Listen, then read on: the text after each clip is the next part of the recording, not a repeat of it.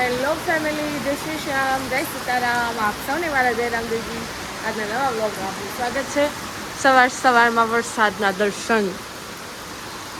ગજબનો અંધાર્યો હતો એટલે આખરે આવી જ ગયો. પહેલાં તો ખતરનાક પવન આવ્યો ને, પવન તો એવો આવ્યો કે હું એવું દીધો.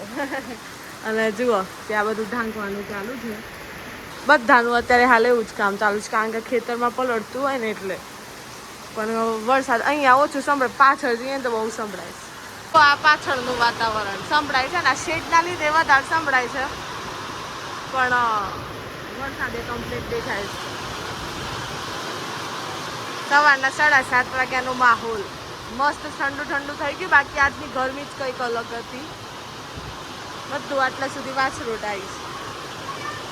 વાગી ગયા છે બપોરના 1:45 અને થઈ ગયો છે આજે શનિવાર 30 મે, એટલે આપણે જવા માટે નીકળી ગયા છીએ. હમણાં ઈસરોલ કેવા જતી હતી, પણ સાકરિયા દાદાના દર્શન કરવા માટે હું છું. રિપોર્ટર સાહેબ છે, તક્ષ ચૌધરી છે. જય સીતારામ. જય સીતારામ. કેમ છો? બસ મજામાં. આનંદમાં. આનંદ.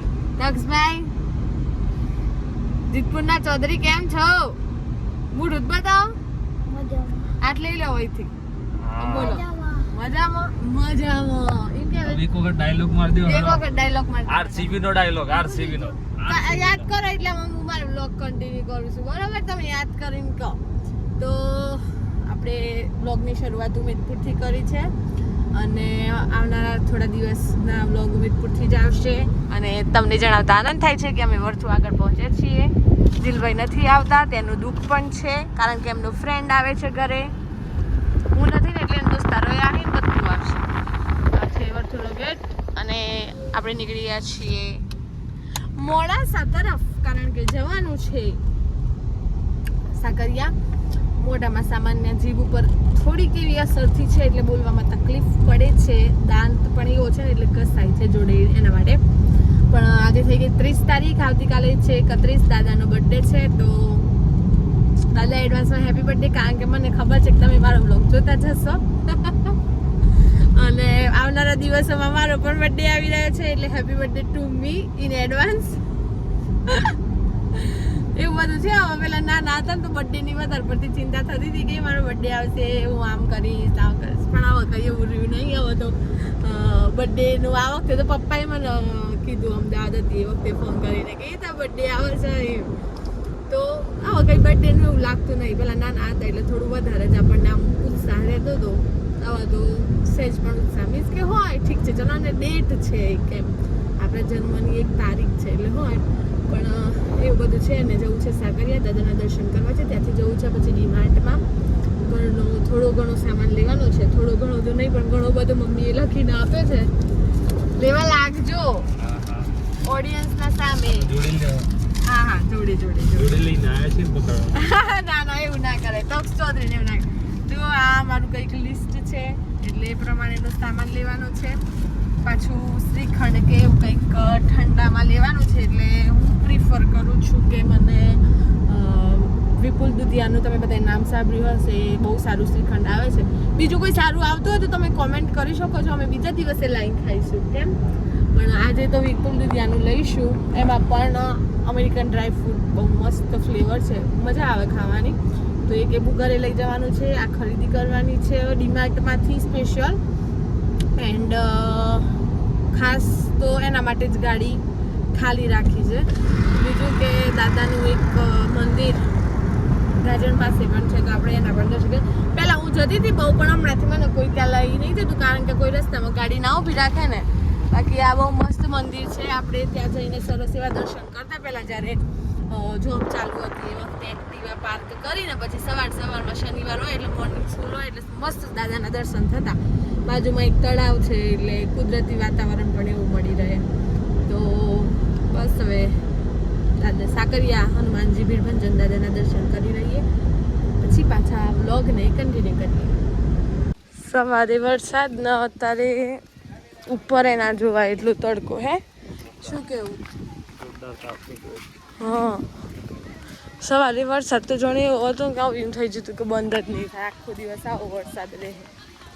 અને અત્યારે જ્યારે જોરદાર તડકો છે એટલે આમ છાંયડો હોદવો પડે કે ક્યાં જઈએ તો સારું લાગે એવી સ્થિતિ છે.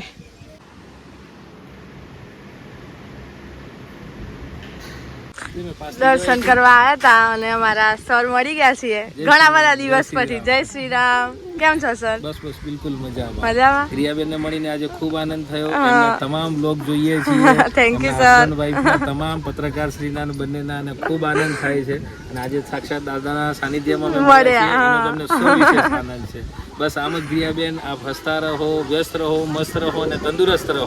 અને આપના બ્લોગ જે છે આમ નિરંતર આમ જ. પણ સર તમારી એક વાત છે ને કે જે હું રોજ યાદ કરું છું અને રોજ તમને યાદ કરું છું. જેમ કે ઉત્સાહમાં આવવું પણ અતિ ઉત્સાહમાં ના આવવું. બિલકુલ ક્રિયાબેન ધન્યવાદ. આપે જે પ્રત્યુત્તર આપ્યું એમ આપનામાંથી પણ અમે કંઈક શીખ્યા છીએ અને એને પણ જ્વલન તમે આગળ વધારીશું. થેન્ક યુ બરાબર. સર. ખૂબ શુભકામના. Thank you sir. સરસ મજાના દર્શન કર્યા, બેસ્યા અને એમાં પણ અમારા વિજય સર અને બિનલ મેમ બંને મળી ગયા એટલે થોડી ઘણી વાતો પણ કરી લીધી અને હવે આપણે નીકળીએ કારણ કે તડકો ખૂબ વધારે છે, ખૂબ વધારે. એટલે આપણે પછી અહીંથી ડાયરેક્ટ જવાનું છે પાછું ડીમાર્ટમાં. લેવીશ પાછળ આપી દઉં તો ને બેહીને આપું હેડો. એટલે અહીંથી પાછું જવાનું છે ડીમાર્ટમાં એટલે જઈશું પછી ત્યાં ખરીદી કરશું. હવે પાછું પેલા બજારમાં જવાનું મોડાસા બજારમાં પછી ઘરે જતા 1:30 તો વાગ્યો. ઘરે જતા જતા 2:30-3 તો ફાઇનલ છે. ડીમાર્ટમાંથી જે જોઈતું તે લઈને નીકળ્યા છે. હે તક્ષભાઈ શું શું લીધું તમે સાચું બોલો. તક્ષ અહીંયા જઈને સાચું કહી દે. હેડ ચોકલેટો લીધી, બિસ્કિટ લીધા, હે ને બધી ચોકલેટો તો એમાં ઘણી બધી લેવડાવીશ. કંઈ નહીં, છોકરું છે તો ખાય ભાઈ. વેકેશન છે ને ખાવા મળે છે તો ખવાય. શું કેવું થાય તારું? હે ખાવું પડે ને. કેટલી લીધી એ તો કે હજુ તો પાછી કિન્ડર જોય પણ લેવી હતી પણ એને જે જોઈતી હતી ને એ નહોતી. બાકી કીધું લઈ લો હેડો. ઘણો બધો સામાન લઈને હવે ગાડી સામે છે તો મૂકી અને પાછું પેલા બજારમાં જવું પડશે કારણ કે ડીમાર્ટ કહેવામાં છે ડીમાર્ટ પણ અમુક આપણે જે વસ્તુ જોઈતી હોય ને તો નથી જ મળતી. એના માટે તો આપણે બજારમાં ટ્રાફિકમાં જવું જ પડતું હોય છે એટલે હવે અહીંયાથી ત્યાં જઈએ. જવાની ગણતરી 2 વાગ્યાની હતી અને વાગી ગયા છે 3:30 અને અમે આવી ગયા છે ભાવનગરી આગળ. ઠંડુ ઠંડુ બરફવાળું પાણી પીવા તક્ષ ચૌધરી. આ શરદી નહીં થાય તો શું થશે હે? અને તક્ષ ચૌધરી સાથે તમે અંદર સામાન જુઓ, બધો સામાન જ સામાન છે બધી બાજુ. તેલનો ડબ્બો ભાઈ કયો છે? ફોર્ચ્યુન છે જોજો. આઈ થિંક ફોર્ચ્યુનર છે. 2650માં પડ્યો અને 13 લીટરનો 15 લીટરનો છે અને ડીમાર્ટમાં 13 લીટરનો ભાવ હતો 2450 આઈ થિંક. હા 2400 હતો. એટલે ભાવ તો ગજબ વધી રહ્યા છે. હવે ખબર નહીં આ મોંઘવારી ક્યાં સુધી પહોંચશે. બધામાં વધારો થાય છે પણ આ ખેડૂતોની દૂધ મંડળીમાં નહીં મળતા ભાવ. આમ વેચાતી દૂધની થેલીઓના ભાવ વધશે પણ તો પેલા ફેન્ટના ભાવ નહીં વધારું. શું કેવું તક? સાચી વાત છે ને. આપણે મુદ્દો ઉઠાવીએ, ઉઠાવવા જેવો છે આ મુદ્દો કારણ કે જો પેટ્રોલ ડીઝલના ભાવ વધી રહ્યા છે, તમામ ઘર વખરીના ભાવ વધી રહ્યા છે. જે શું કહેવાય શહેરોમાં રહેતા હોય જેને દૂધની થેલીઓ લાવવી પડતી હોય તાજા ગોલ્ડને જે આવતી હોય તે તો એ બધાના ભાવ વધી રહ્યા છે. તો પછી જે ખરેખરમાં પશુપાલનનો વ્યવસાય કરે છે એમને કેમ ભાવ વધારો ન થાય? એ આ જે ભાવ વધારો થાય એ પ્રમાણે તેમના નફામાં પણ વધારો થવો જોઈએ, વાર્ષિક નફામાં. ઠીક છે હવે સરકાર છે ભાઈ આપણાથી શું કહેવાય એમાં પણ સરકારે શું કરે ડેરીમાં આવે છે બધું કે ધારો કે બનાસકાંઠાનું છે તો બનાસ ડેરી છે, સાબરકાંઠાના આપણે અરવલ્લી સાબરકાંઠાની સાબર ડેરી છે. એવું ઠીક છે પશુપાલનનો વ્યવસાય કરતાઓ સામે જોવે તો વધુ સારું. બસ આપણે ભાષણને અહીંયા વિરામ આપીએ છીએ અને વાગી ગયા છે 3:30. જવું છે ઘરે પણ રિપોર્ટર સાહેબ લેવા માટે ગયા છે શ્રીખંડ તો એ આવે એટલે પછી આપણે નીકળીએ. આખી બપોરે એટલે કે જાણે જો ને 12:30 નીકળ્યા હતા 3:30 થઈ ગયા છે.